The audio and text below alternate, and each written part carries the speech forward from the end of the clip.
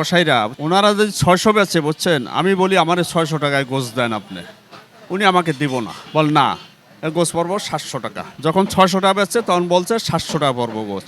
আর আমি বলি যারা গোছ পাইকারি কিনে বিক্রি করে, খুচরা পাইকারি একটা রান দুইটা রান বা 1 মণ 2 মণ কিনে বিক্রি করে, আমার কাছে 700 টাকা নিয়ে যাও, তেল চবড়ি ছাড়া আমি 700 টাকা দেবো, খুচরাও 700 টাকা, পাইকারি দেবো 700 টাকা।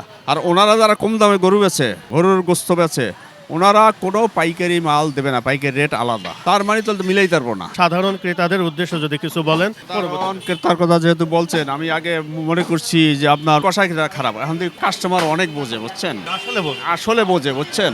ওনারা হাড্ডির উপরে কোপ দিলে মনে করেন ওনার মাথাটার উপরে একটা কোপ পড়ছে। ওনারা আইয়া 700 টাকায় নিব আপনার শুধু গোস, তেল নেবো না, চবড়ি নেবো না। এটা আবার কিছু মানুষ আছে বুঝছেন, সব মানুষ এরকম না।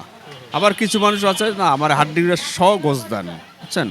কাস্টমারের মন জোগাইয়ে কোনো দোকানদার দোকানদারি করতে পারবে না, কোনো ব্যবসায়ী কাস্টমারের মন জোগাইয়ে ব্যবসা করতে পারবে না, তার ব্যবসা থাকবে না। কাস্টমারে বলে আমি এইটা নেবো না, এইটা নেবো, দামন নেবো না, ইয়া নেবো, গাই নেবো না, আপনার এই নেবো, সান নেবো না, সান নেবো, দেশিটা নেবো, চামড়াটা ফালাই দিলে দেশি সার জবাই করলে এটা নেবো না, তেল চবড়ি বেশি। আপনি কেমনে কাস্টমারের মন জোগাইবেন?